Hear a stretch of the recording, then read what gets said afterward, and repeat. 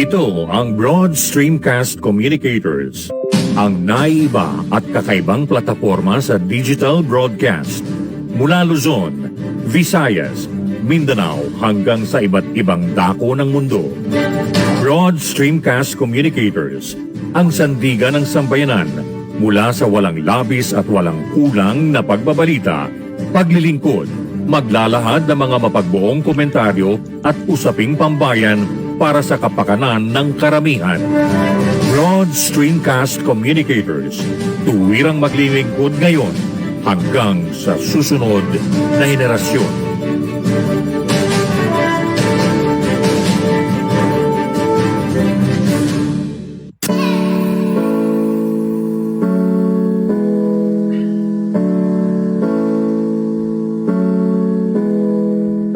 Buhay Online, chikahan at kaalamang pangkabuhayan. Ating tunghayan, pakinggan at tuklasin ang mga pangyayari at kaganapan sa mundo ng online. Buhay Online, chikahan at kaalamang pangkabuhayan. Alamin ang pinaka-latest trends mula sa trabaho at kung hanggang saan na ang narating ng teknolohiyang ito. At ngayon, narito na ang ating host, ang ating TechieMommy, si J.C. Bautista.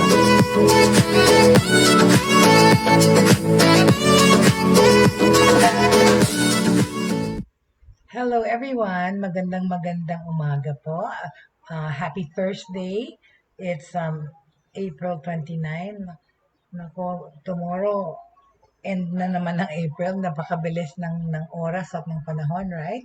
Tapos na naman ang isang buwan. And like I said, the first quarter of the year is gone. In 2021, ano ba yan? Breezing through us. Parang ganun-ganun na lang, no? Excuse me. Hindi mo na ano talaga, the days are going by just so fast. Kahit na nga na itong sa pandemya na to na maraming mga tao na sa bahay, of course kailangan to stay home, but then most of us nga that work from home and wala nang masyadong balance yung work home balance kasi nga we live we live, eat and sleep and work at home.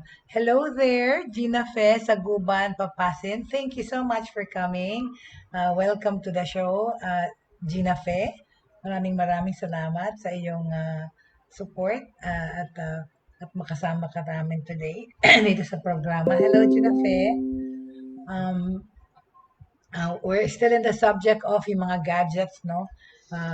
In line with technology, kung paano yung mga gadgets na apektuhan ng ang ating buhay at kung anong aspects ng life natin ang naapektuhan ng gadgets. Today, ang tatalakayin natin, saan getting better at this, right? Ang tatalakayin natin today, right, is the effects of gadgets sa mga estudyante or sa pag-aaral. Because yesterday, and the past few days, we talked about yung overview ng gadgets per se, tsaka kung paano kahapon pinag-usapan natin yung mga gadgets na nagagamit natin sa bahay at sa ating buhay. Pero today, specifically, oo nga. May nag-text sa akin kasi yesterday I was giving a list of the things or yung mga recommended gadgets na pwedeng nating bilhin or what we can have in our lives na useful. Tutuloy ko mamaya, pero pag-usapan muna natin ngayon, in the first few minutes, ay ang effect ng mga gadgets sa pag-aaral ng ating mga anak or to studies and to students, right? Technology kasi has always been advancing, di ba? Napakabilis ng ang advancement ng technology throughout the years. It's made a big impact on people's lives, especially sa ating mga lifestyle. Like na naman, balikan ko na naman ang pag-evolve ng technology, right? Right from at ang gadgets per se. Ano ang gadget? Ang gadget is anything that works electronically or parang mechanical. and yung gadgets nag-evolve na, yun nga, from the simple gadget, from the light bulb that was invented ni Thomas Edison to the telephone ni Alexander Graham Bell na nag-evolve na yung telephone from telephone to yung rotary dialing ng telephone to mga phone booths through cell phones na naging mobile phones na lumaki, lumiit, to smartphones, right? Yan, ang mga gadgets, right? It's evolved. And it's, of course, it's affected our lives in a big way. Like sinabi ko nga, wala na yatang namumuhay ngayon sa panahon na to na walang kahit ano man lang isang gadget sa kanilang bahay or sa pamamahay nila. Kasi nga, ang gadgets hindi lang cellphone, hindi lang video games. Gadgets is, mga appliances natin, the TV, yan. So, hindi pwedeng pumasok ka sa isang tahanan na wala kang makikita kahit isang gadget na meron sila. Yung stove, yung oven, right? Di ba? Kasi dati uling lang ang pagluto. Those are gadgets. And of course, we have to admit it's affected our lives in a very big, massive way. One of the many things that are affected in society, okay, having been a common source of it is, of course, information tsaka entertainment. Sa ating present generation, students are obsessed with gadgets, di ba? Students siyempre, of all ages, they usually want to buy the latest release ng mga cellphone or latest release ng gadgets, kahit na ba cellphone or appliance or anything, the latest things. Pati nga yung mga ginagamit ngayon sa pandemya, yung mga PPE things, hindi lang outfit, kundi pati yung UV ones, yung sanitizer, meron ng mga gadgets lahat na yan na para sa pandemya, right? Oh, yeah. Tomorrow, pag-usapan natin yung kung ano yung mga gadgets na very useful sa pandemic. Okay? So they usually buy the latest release of the gadgets to satisfy their desire in terms of entertainment and getting the newest one. Siyempre, gusto nila latest model. As a result, yung mga estudyante, yun na nga, anak ko, yung laptop, 1-year-old pa lang, pinalitan na nag-build siya ng monster desktop, right? That cost about more than 40 grand. My son built his own desktop, which is good na rin for gaming and for learning, right? Yun. So, sabi ko nga, hindi pa naman luma anak yan. Diyos ko, pinalitan na kaagad yung kanyang system. Well, in-upgrade. Hello there, Jake. Welcome to the show, Jake. Hi. Anyway, yun. So, as a result, yung students tend to involve gadgets in their everyday lives, including, of course, in their studies, which is actually the first thing, Like, anak ko nga, I got fast internet because of my work, but also for my son, because kailangan niya mag-test ng mga things because nasa information systems nga ang course niya. So yun, sinasabi ko sa kanya, pati yung gadget, yung aircon, right? Yan, sabi ko sa anak ko, we have to conserve energy, but he can use the air condition basta nag-aaral siya. So, syempre, hindi ko na alam kung talagang 4 hours or 5 hours siya nag-aaral kasi gano'n niya ginagamit siya aircon. Pero yun ang deal namin. Kung sa pag-aaral, pwede yung on ang aircon, right? Anyway, hindi sa pag-gaming. Anyway, students tend to use up more time in using gadgets than on studying. Yun na nga yung sinasabi ko, di ba? Sabihin na anak ko, 5 hours ko naka-on yung aircon, anak, kasi nag-aral, pero naririnig ko, may mga kinakausap na, Doc, whatever, naglalaro, right? Kasi alam ko yung schedule ng classes ng anak ko. Kaso, yung sa Ateneo, yung nakalagay doon sa sa schedule, hindi naman yun ang sunod na time. Nag-iba sila ng schedule. So, I just have to ask him all the time, may klase ka ba today? Blah, blah, blah. Because I have to wake him up. Kasi yun na nga, yung anak ko kahit na may gadget na alarm clock, hindi pinapansin. Or alarm sa telepono niya. Diyos ko, naririnig ko tumutunog-tunog, hindi pa rin nagigising. Right? So, gadgets really affect our lives all throughout the day. Right? Hindi lang talaga ang paggamit ng gadget morning, noon, and night. Right? In today's modern age, gadgets have become a way of life. Totoo naman. Ang mga gadgets nowadays are a basic need na nga sa naging necessity na para sa iba, lalo-lalo na ang number one, yung cellphone, right? Most of us can't function right. Pag kunyari naiwan mo yung cellphone mo somewhere, para kang hindi kumpletong tao, right? May kulang sa pagkatao mo pag yung naiwan mo yung cellphone mo or nawala ang cellphone mo. We've become dependent in these gadgets, specifically the cell phone, right? But, ang dami namang productivity na bring about ang paggamit ng gadgets talaga. Usefulness, being productive in a lot of ways, in a big way. Because yun nga, functional talaga because it facilitates things. Gadgets facilitates things. It makes things go faster and more convenient. Yun na nga. The matter na lang ng yung mga uh, yung pag ano ng mga apps sa cellphone, yung cellphone na lang alone, bakit mention kaya kahapon, yung pag-invest mo sa cellphone. Of course, yung mga simple lang ang kailangan na gamit, tawag lang, tsaka text. Hindi na kailangan yung mga masyadong mahal na phone. Pero yung mga maraming features, marami ring functions yun nagagawa ang cellphone nowadays. So it's a good investment to have because it facilitates a lot of things. Yun na nga, ang banking mo, pwede na sa cellphone, mag-aral, magtrabaho, sa bahay. Cellphone is very useful. Hello there, Tita Agnes. I'd like to welcome Tita Agnes Lakap to the show and also greet her son, Dexter Goldie Dairit. Happy birthday, Dexter. Also, Dr. Pauline Jose, happy birthday. Si Ate Diana from America, na Winiki Rashid, happy birthday. Sino pa nakalimutan ko? Happy birthday to you guys and to Dexter po, Tita Agnes. And hello to Tita Pri, who might be watching too, na nasa same household ni Tita Agnes Lakap. At sila Laila Maniago and the Maniago family. Hello to you guys sa mga nanonood, right? And of course, hello to my beloved na kasama ko sa bahay at sa buhay, my son Kiani and my beloved Jenny. Hello, hello, hello. At ang family ko sa Manila, I miss so much.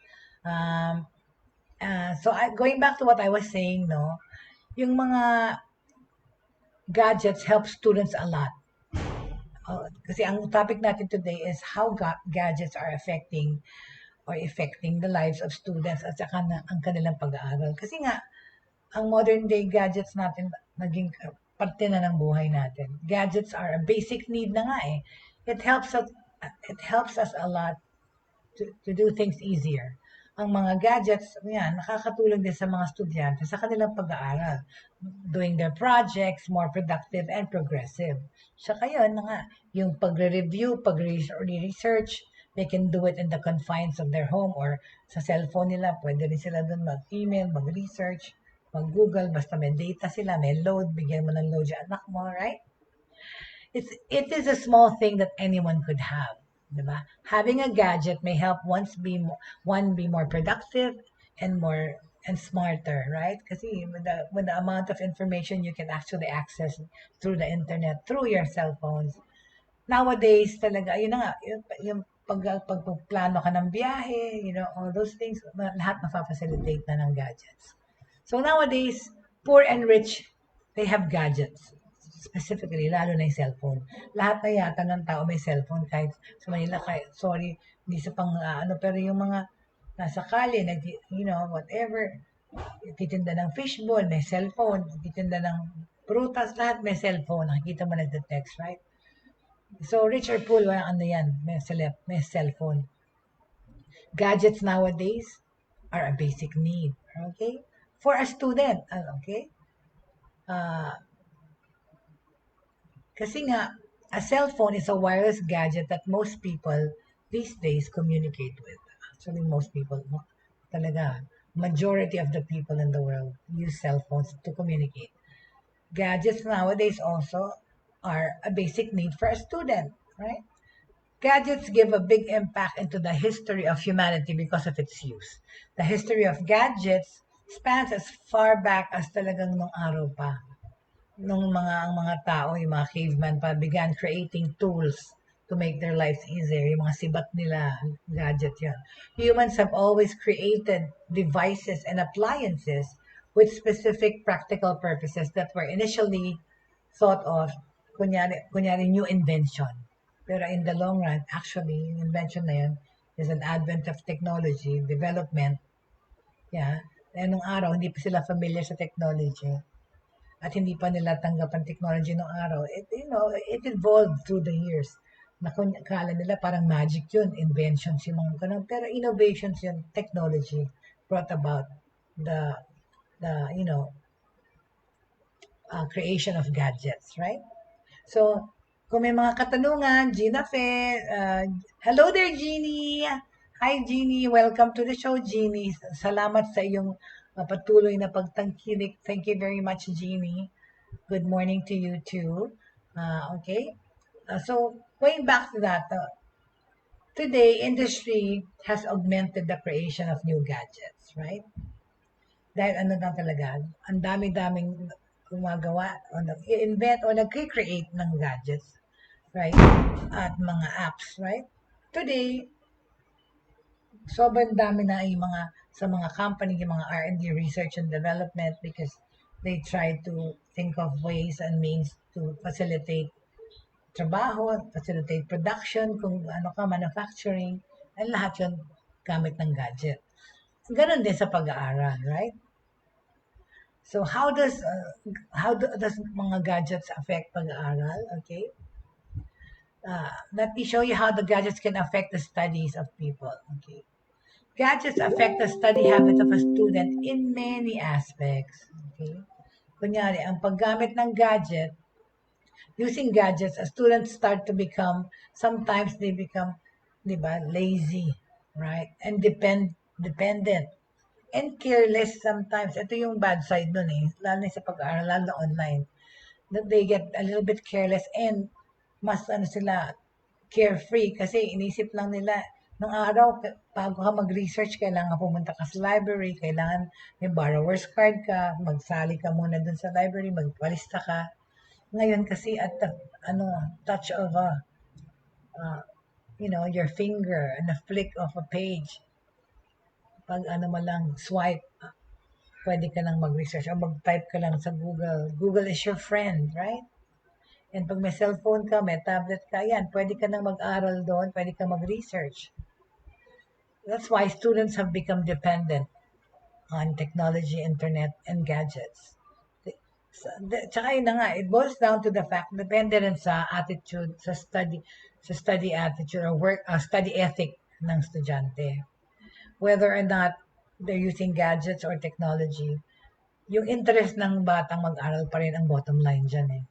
Kahit na meron silang gadget or wala, kung talagang diligent student ka o interesado ka talagang mag-aral, yun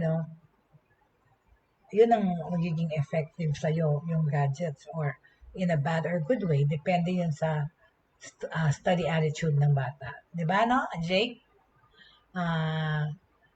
Kasi nga, when you're using gadgets or like laptops or those things, and lalo na when you're studying from home, there's a tendency for students to slacken, to be lazy, right? Or to be distracted sa pag-aaral nila. Pero ayun na naman, balik na naman tayo doon sa bottom line na kung anong klaseng estudyante ang anak mo. Kung diligent siya, interesado siyang mag-aral talaga, or in the way that they allow themselves to be distracted depends on their interest and diba, and capability to study or willingness, diba? Kaya nga, in this age of technology, no part of life is deprived from the impact that gadgets and technology have created. Oo, tama, Jake. Tama, dapat talaga sa mga nag-aaral, especially online nowadays, time management po naman talaga ang importante. Ganon yan sa mga multitaskers like me. You have to manage your time, you have to manage your attention, at yung na binibigay mo sa pag-aaral. Thank you, ang dami-daming hearts. I love you too, Jake. Thank you sa marami-marami mong hearts na pinapalipad. But anyway, so, walang aspect ng buhay na hindi naapektuhan ng nowadays ng technology. Education has, lalo na sa education nga, the use of gadgets, it really, it helps students. And like I always say, you have to let technology work for you and not against you, right? So education has undergone a revolutionary change with students being seen with laptops, tablets, and other gadgets. Saka yung sinabi ko, yung oras ng pag-aaral at pagre-review ng mga bata, affected na, 24/7 na. Diba? Like sa Katipunan na lang alone, sa Quezon City, dun sa university belt namin doon sa Quezon City, which is like kung ang mga recto ganyan dun sa University Belt sa Manila, sa Quezon City, it's the Katipunan area where Ateneo is, Marinol is, no, I said Marinol, not Miriam, Marinol, that's my alma mater. Um, UP, right? Um, Hello there, Joey. Good morning, Joey. Thank you. Nice to see you here. So, yan na nga. We're still on the subject of yung gadgets, paano na-affect ng gadget at technology ang pag-aaral. Yun. So, nagbago na ang study habits ng mga kabataan, ng mga estudyante ngayon because of technology. And yun na nga, at yung mga gamit ng gadgets. Saka yung oras talaga, dun sa University Bell, yun sa Katipunan, 24 hours, ginawa nilang 24 hours ang McDo, ang Jollibee before doon because ang pag-aaral, wala ng oras, hindi na kailangan pumunta sa library before. And you have to wait for the open store hour, the library hours. Because now, students can learn anytime they want because of technology, because of data on their phones, because of Wi-Fi. They can study anywhere. Tsaka yun na nga, pinagpupuyatan na nila yung pag-aaral, pagbabasa. As much as yun na nga, pinagpupuyatan yung pag-video games o panonood ng Netflix. Ang pag-aaral, ganun din. So, education has really undergone a revolutionary change, diba? Kasi nga, dahil sa technology. Online education na lang, okay, which is what I do. Uh, One facet of my earning a living is online teaching, right? Online training. That's what I do. I have a company, Media Whiteboard. We do corporate training online. Aside from the fact that I am an ESL teacher, I'm an online ESL teacher too. Um, ESL, I teach English as a second language also. As one of the things that I do, aside from my being a journalist, a media person, a publicist, online. I also do website content and digital and social media marketing, of course, and writing. So those things, I do all of those things also at yung pag-educate online using gadgets like my laptop.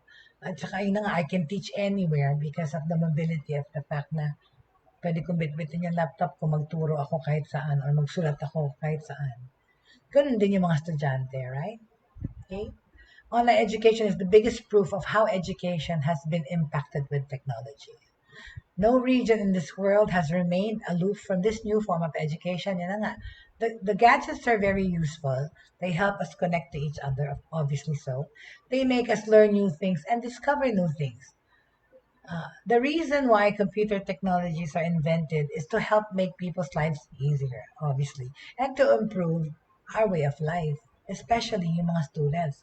Yun na nga, naging mas madali para sa mga estudyanteng nowadays in this millennium, in this era, to get information, to get answers to their questions, to get solutions to the problems that they come up with sa pag-aaral. Ang dali-dali, di ba? Masyadong madali para sa kanila. Noong araw nga, bawal ang calculator baunin sa eskwela eh. Pero nowadays, di ba, pinapa-require pa na that your kids have a scientific calculator or whatever. Noon, bawal. Hello there, Miss Bless! Thank you, thank you. It's nice to see you on the show. Di ba, Miss Bless, nung araw, yung panahon, nung tayo nag-aaral, bawal ang calculator sa eskwela. Pero ngayon, my gosh, with the advent of technology, nire-require pa doon sa mga bata na dapat yun, scientific calculator yung baon. Oh my gosh. Tsaka yun na nga, tablet na. Some schools have introduced tablet education sa mga eskwela nila, right? At yun na nga, yung gadgets talaga already play a big role in the education of the of the students of today, right? Hello there, Miss Bless. So, modern computer technologies make studying easier and fun for the students too. Yun na nga, lalo na yung mga bata, yung mga nag-aaral na elementary, yung mga nursery, yung mga preschool. Now, yung mga eskwela, they use gadgets and technology to educate these kids through visual things, right? Because pwede mo talaga yung computer graphics, everything else. Yun, naka-impute yun sa pag-aaral ng mga bata.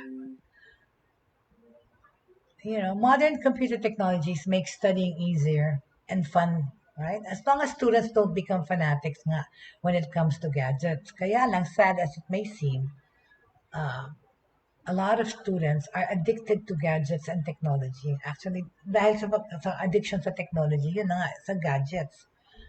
Sa cellphone nila, sa mga video games nila, sa PS5 nila, sa Wii, you know, yung panonood ng Netflix, so, it could get addictive. But, like I said, again, thank you so much, Miss Bless. Thank you very much.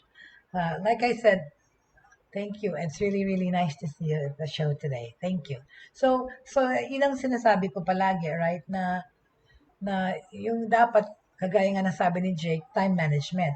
At ang pag-aaral talaga, it depends nga talaga on the attitude and the disposition of the student. Whether meron pang gadgets ng araw, whether wala pang wifi or internet ng araw, it's the students' study ethics that matter at the end of the day. Pero syempre, dahil sa technology, dahil may gadgets, may internet, naging distraction yan. But at the same time, it was also a way to facilitate studying and, to make it easier for the students of today. Yun na nga talaga. Wag lang talaga ma-addict na no, sa online. And even if yung pag-aaral hindi lang because of they're playing video games or they're watching Netflix, yung merong mga addicts sa information, right? Yung talaga hindi na natutulog sa kaka-research, yun na nga, because the wild World Wide Web is right there, at lalo na kung naka-wifi ka sa bahay, unlimited yun, pwede ang estudyante maging addicted din sa pag-aaral online.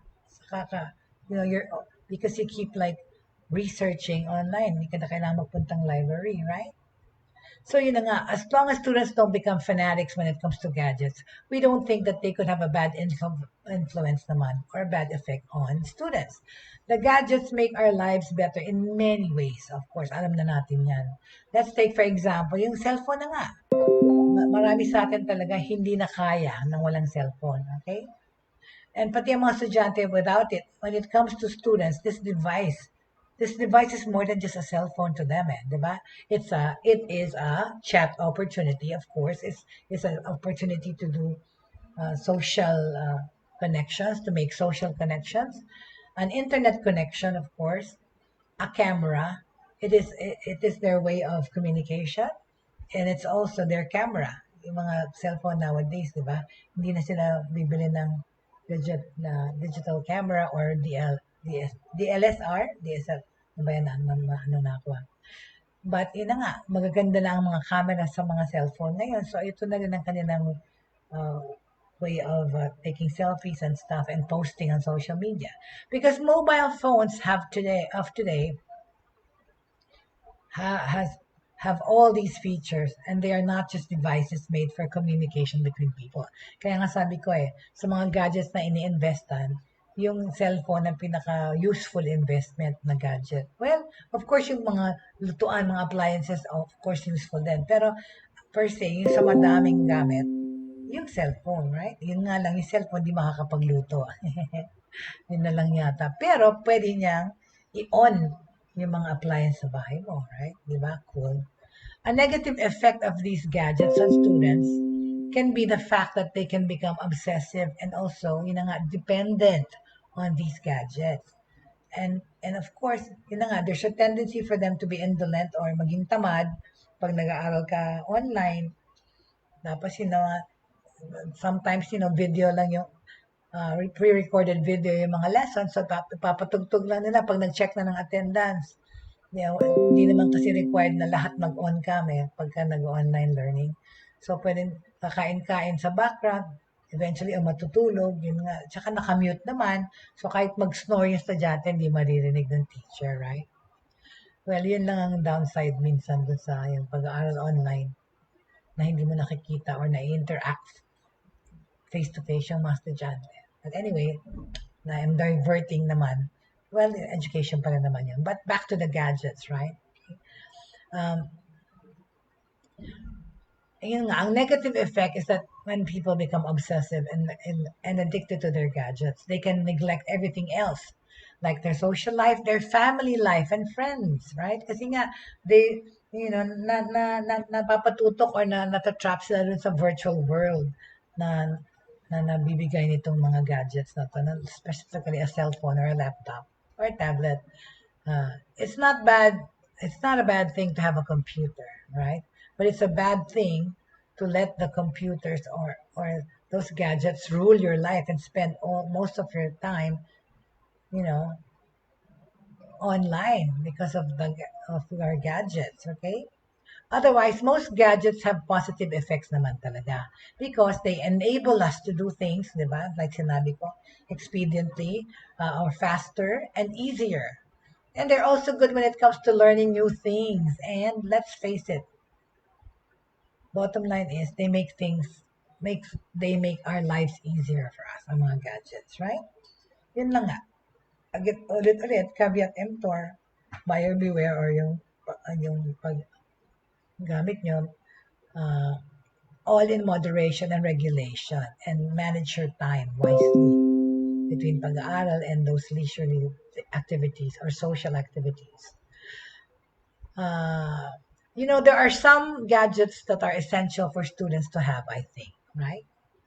Of course, and they are a laptop with a fast wireless internet connection that enables the students to do their projects even if they're in a coffee bar, okay? Or kung saan ka man nandoon, talaga, essential talaga ang laptop. Naging essential na ang laptop sa mga nag-aaral na sa panahon ngayon, especially yung mga college students, right? Kasi it makes you facilitate and do your work kasi hodang nasa coffee bar ka, sa park, or even sa kalye, sa sasakyan. The best thing about laptops is the fact that they are portable and easy to carry, obviously, right?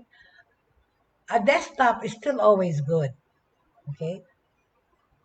But they couldn't bring it with them to class naman, di ba? Yun na nga nung araw, pagkatapos mong gawin yung project mo, nagmamadali ka. Ay, pag nakapunta ka na sa eskwela, oh my gosh, may nakalimutan ako. Hindi mo magawa, ma-edit right away. Pero kung may laptop ka, di ba? Boom! Buksan mo lang, pwede ka na mag-edit. Mas mobile ka, mas portable. Of course, kesa sa desktop. The next essential gadget na kailangan ng mga estudyante is, marami ng iba eh. Kasi nga yung phone, marami nang gamit. TV, hindi na masyado kasi nanonood na lang ang mga bata sa kanilang cellphone, sa kanilang tablets, right? Nung araw, yun, yung iPod, kailangan ng mga tao. This was a must-have in the students' life, especially sa Amerika, yung iPod. Because they listen to music and mga podcasts and video, and they watch videos. Kasi it was a good companion to have anywhere. Modern technologies like television and computers provide identifiable educational advantages. Of course, di ba? Kahit nung araw pa, kahit black and white pa yung TV mo. Naalala ko before ay mahalata yung age. Merong TV program noon na akala ko talaga kinakausap ng teacher ako. Sigurado. Those are American shows na nagtuturo. Pati parang yung Sesame Street, diba? Naging interactive na rin somehow. Eh, nung araw, merong show, I forget what it was, na kinakausap ng teacher. Kala ko ako kinakausap talaga, sinasagot ko parang tanga. Pero yun pala, yung ano lang talaga, yun yung sa TV pa lang no, ng pag-aaral. Wala pang internet. So, TV and computers provide obvious advantages, right? It gives us greater access to information and more compelling presentations of that information. Overuse of technology, though, especially such gadgets as cell phones and mga tablets, iPods and video games, they present a whole range of problems which may interfere with the student's ability to learn. Yun na nga. Yun mga distractions actually. I mean, functional yung mga gadgets na yun, pero I think yung quality ng pag-aaral nababawasan kasi nga maraming ibang bagay na pwedeng gawin with those gadgets. I suppose at least noon kung TV lang, di ba? Education sa TV tsaka sa radyo noon, uso rin eh. Konti yung distraction. So ano pa? How does it affect the students, right? Yung gadgets? Sa social networking, alright?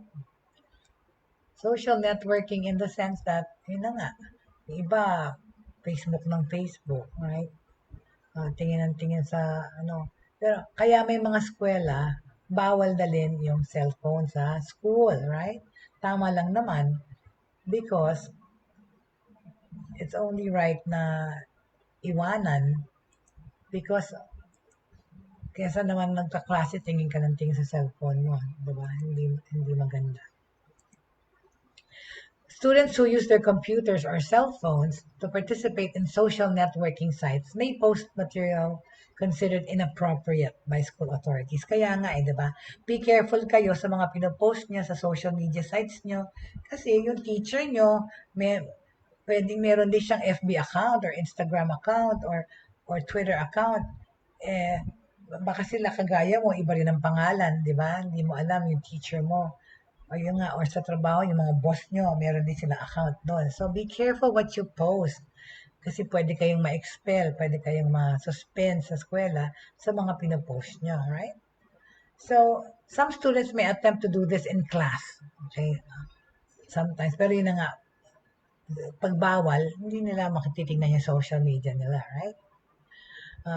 They may also develop an unfavorable reputation based on those pictures or comments. Kaya nga dahil publicly viewed, mag-ingat kayo sa pinapost nyo. Ayan na naman, naalala ko na naman yung namatay na estudyante dahil nag-selfie. Ayan, yung kakakuha selfie. Nag-selfie siya, nakatalikod siya. Bakit sila, may sasyata yun. Basta, ang daming tao na lakad-lakad sa hagdanan. On the way up sa classroom siguro niya, nag-selfie siya, nakatalikod siya sa hagdan. Ayan, nadulas, nahulog, namatay. Diba? Dahil nabali ang leg. Sa kalokohan, gusto magkaroon ng selfie. Diba? Kasi there was a time na uso yung pa-daringan ng selfie. The daring the shot is, the cooler it is to post. Kalokohan. It has caused accidents and deaths, right? Pictures of misbehavior can adversely affect the chances of getting into the university of their choice. Tama, totoo yun, or getting a job. Meron na rin yung ganyang instances before na na-feature na yung bad behavior nila or yung mga babarkado sila, nag-party, pinost nila yan. And it could affect talaga your school life because makikita yung pinagkagagawa nyo. So, be careful what you post, alright? What else is the effect ng gadgets sa buhay ng estudyante? Yun na nga, addictions, right? It is easy to become addicted to gaming, texting, talking on the phone, chatting with someone, or socializing online, di ba? Yung mga ibang estudyante, yun kasi try to do this in class, di ba? Di ba? Imbis na makinig sa lesson, text, may ka-textmate, o merong i-meet mamaya. And it disrupts their learning. And at home, it detracts them from study time. And even not just study time, yung family life mo. Like I told you, kaya kami dito sa aming household, the Jenny Lasop household, our new home ng anak ko. Basta pagka lunch, basta pag nagkita-kita kami sa dining table, bawal ang cellphone, bawal ang anything. Please, ang tignan mo, either yung pagkain or kami, nakausap mo, nakasama mo, kumakain, right? Because nakaka-annoy talaga na even in the house, you see everybody in their little corner, somebody's on the computer, somebody's texting, hindi na kayo nag-uusap, right? And that is an addiction to a certain extent, right? Some students may, kids putting in long hours on their gadgets will give less attention to assignments, of course, obviously. So, pagka, like yung anak ko talaga, nakadikit na sa bitukan niya yung cellphone niya, na I keep just trying to win him out of it. Kahit magpupo o magpunta sa banyo, nandun yung cellphone. Which reminded me, ay sayang, hindi ko nakuha yung picture niya, papakita ko sa inyo kung paano yung ka-addict na, kung paano mo dala-dala sa banyo yung cellphone mo, kung paano mo, saan mo ilalapag. Never mind. That's for another time if I find it. Nakakaaliw yung mga memes na nakikita natin about that. So I say, kids putting in long hours on their gadgets will keep them away from studying. They might also sleep less. Talaga naman, nagpupuyat, right? At saka pag less hours sila matulog, they become irritable. Pero ang mga ibang mga bata ngayon, Pag tinanggal mo naman yung cellphone, nagmamakto, tsaka hindi mapakalit talaga, right? So, noon araw, sinasabi ko sa anak ko, you can only, don't remove your cell phone from there when you're studying para wag ka rin ma-tempt nating mahinan tumingin sa sino nag-message sa'yo or anong pinost ng whatever. This can actually slow down their studying ability. So please watch out for that. Yung pagiging addicted sa mga gadgets na ito, right? So, there are cool gadgets. I think, okay, sasabihin ko na, yes. Ano naman yung mga gadgets na dapat na cool gamitin ng mga bata, right? Ayan. Cool tech gadgets for students. Of course, number one na ang laptop, right? Laptop with a lock. Ayun yun, okay? Modern students are increasingly reliant on computers, of course, and hence having a laptop parang is a must, is a given na eh. It's no longer a luxury nowadays to have a laptop, right? Tsaka nag-ano na nga, mas mura pa nga ang laptop ngayon kesa cellphone, kesa iPhone, kesa pinaka-latest ng Huawei or Xiaomi na phone or Samsung. Mas mura na ang laptop. At kailangan mo pa sa pag-aaral. So, since you need to do a broad range of tasks like presentations, assignments, projects, graphic design, etc., with your thesis, it would be better to select any one of the maraming brands ngayon, maraming budget laptop. Affordable na ngayon talaga. Sa 15,000 magandang laptop, makakabili ka naman na eh, right? Wag mo lang masyado yung mga graphics kasi yung mga graphics para sa mga nagbe-video games. Pero kung yung function mo lang is mainly, of course, for education, to do reports and stuff, 20,000 actually, magandang computer na. Para lang to fulfill your academic requirements, right? Invest in a good laptop. Likewise, you could compose essays, type up, and share notes with your friends using the laptop. Pero yun na nga, nowadays, some people, di ba, online education tayo ngayon, yung mga ibang tao na wala namang wifi sa bahay nila, yung mga estudyante, nag-aaral sa cellphone nila kasi smartphone na nga kasi ngayon ng mga telepono. Computer na rin sila. So, pwede ka na rin dun mag-email, pwede ka na rin dun mag-research, right? Pero mahirap naman yata magsulat ng thesis gamit-gamit ng cellphone. Yung tablet, medyo pwede pa, right? Okay, if you have internet access from this portable device or from your portable device like a laptop or your tablet, you could make use of online libraries. Yun na nga lang, mag-download ka ng e-books and stay connected with your instructors tsaka mga friends and colleagues sa eskwela. So, the laptop can make you an independent person to manage your own scholastic profession. It can help you determine your career path also and help you be a more responsible student actually. Balik na naman tayo sa depende kung anong klaseng estudyante yung anak mo.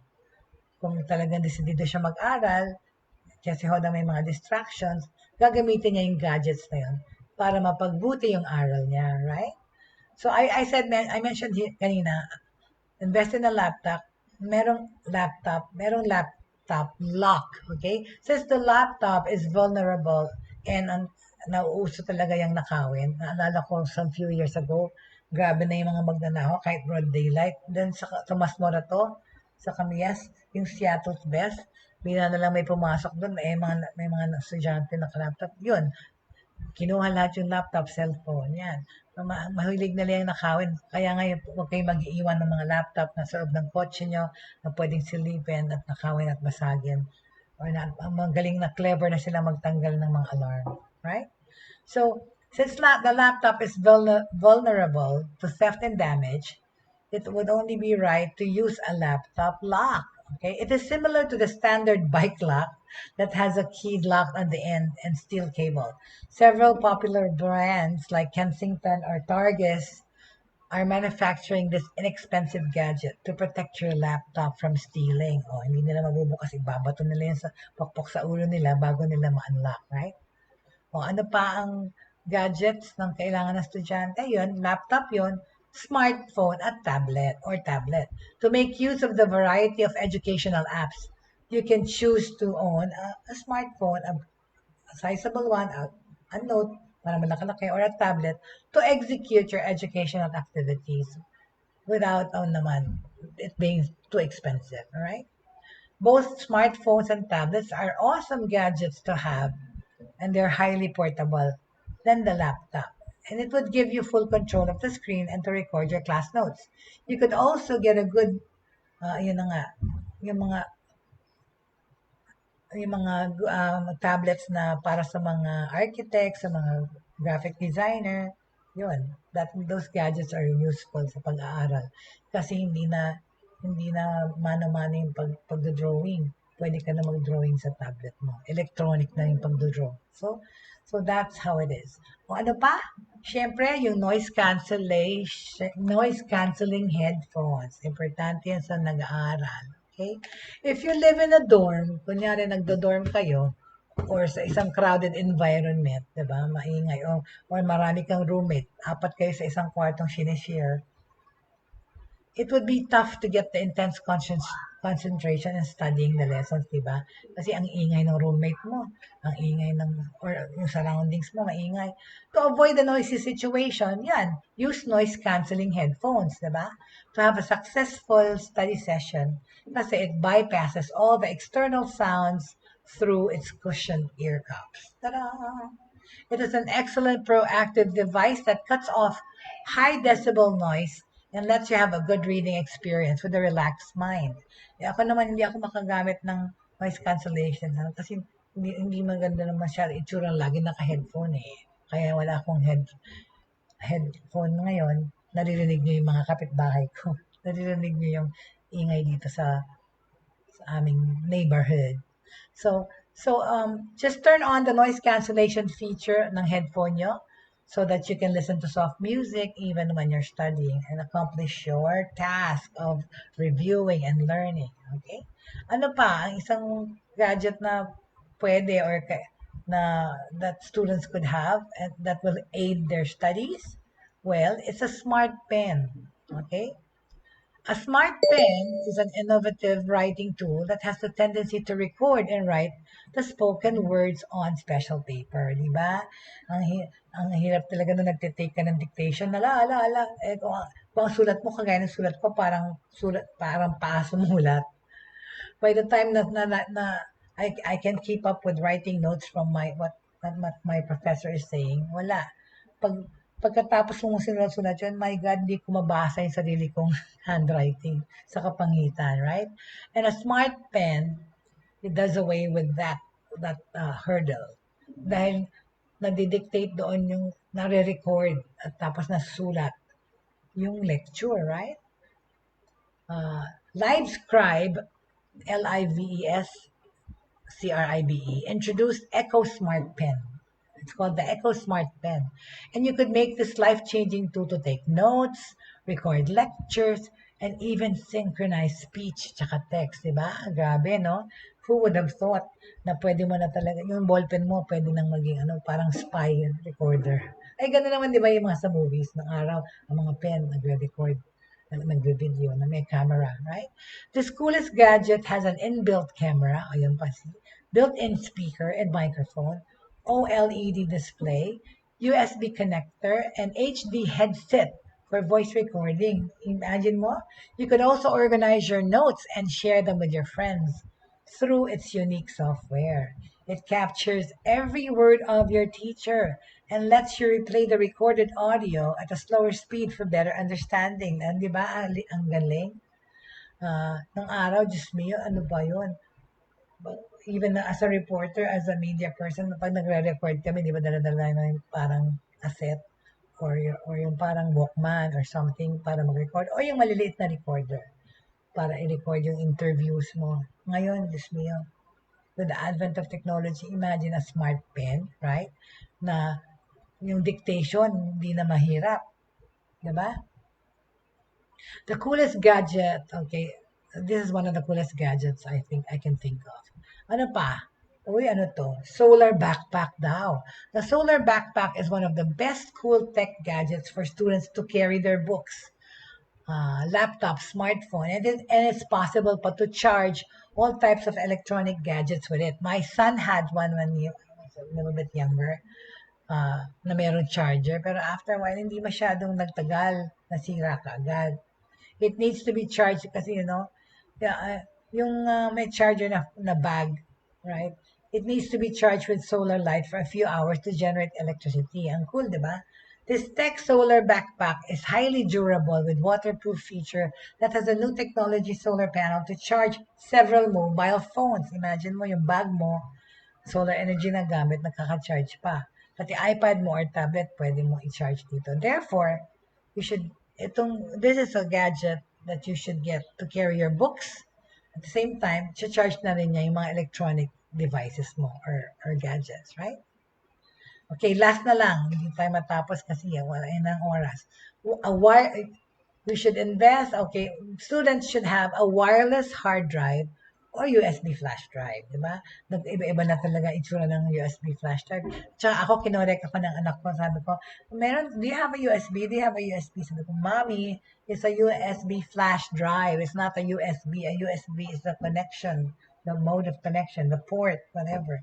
Hindi yan siya yung USB, like that na pwede mong it's a USB flash drive or a hard drive. That's how you term it down. Okay, thank you. I stand and sit to be corrected.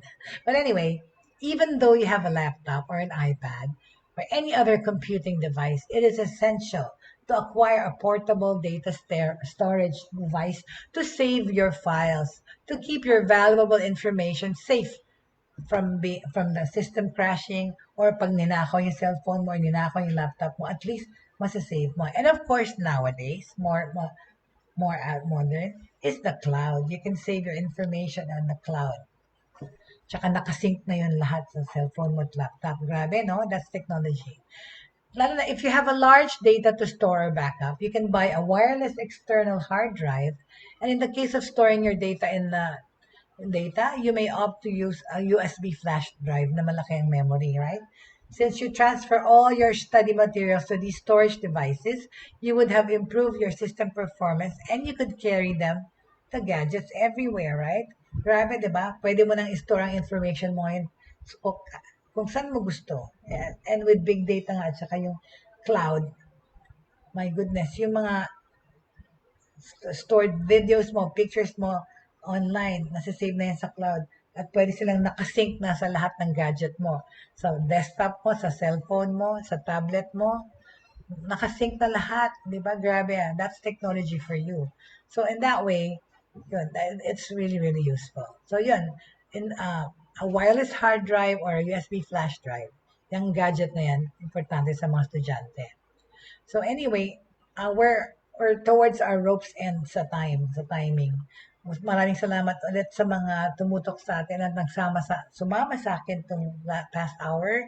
Thank you so much, Tita Agnes and Tita Pri and family. Happy birthday ulit kay Dexter, kay Goldie. And hello, Jake again. Hello, Jeannie. Hello, Miss Gina Fe. Hello, hello to Gigi.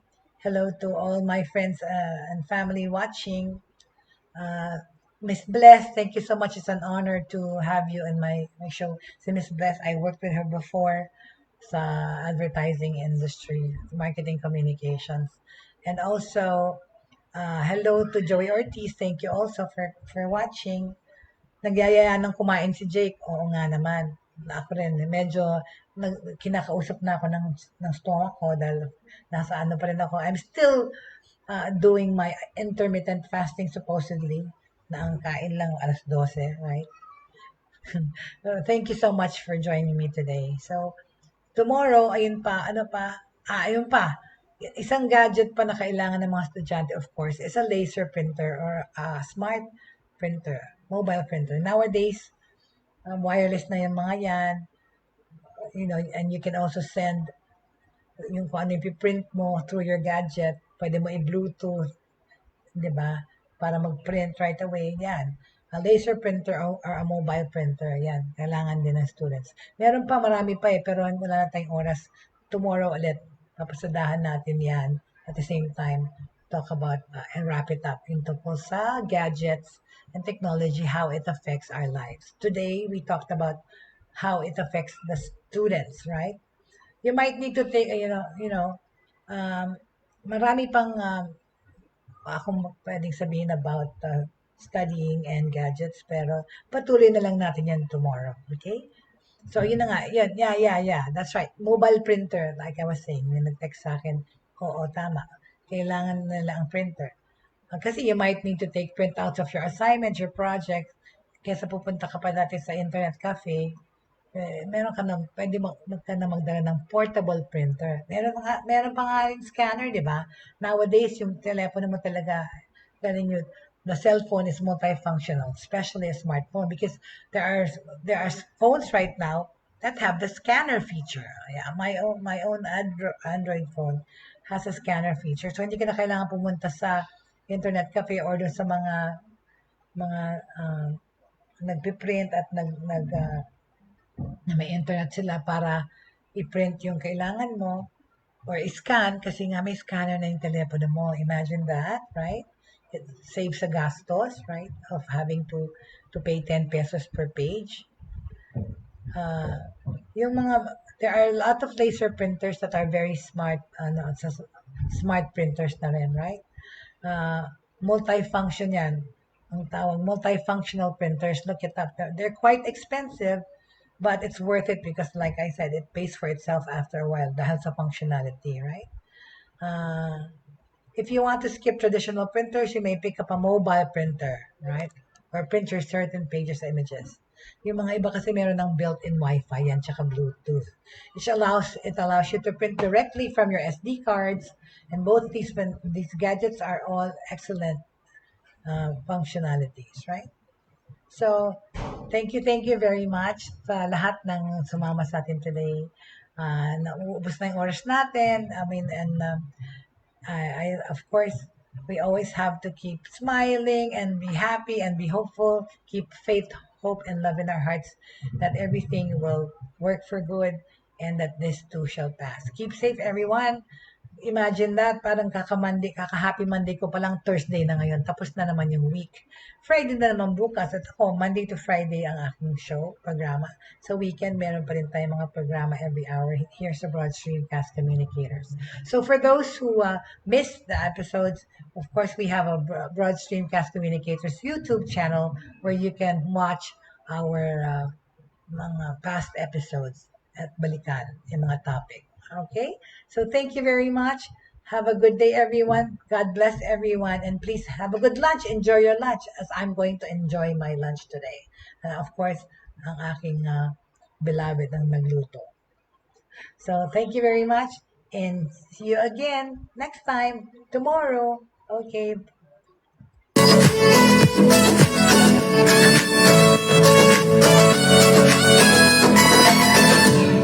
Inyong natunghayan at napakinggan ang mga makabagong pamamaraan sa mundo ng online sa pamamagitan pa rin ng Broad Streamcast Communicators. Hanggang sa muli, maraming salamat po.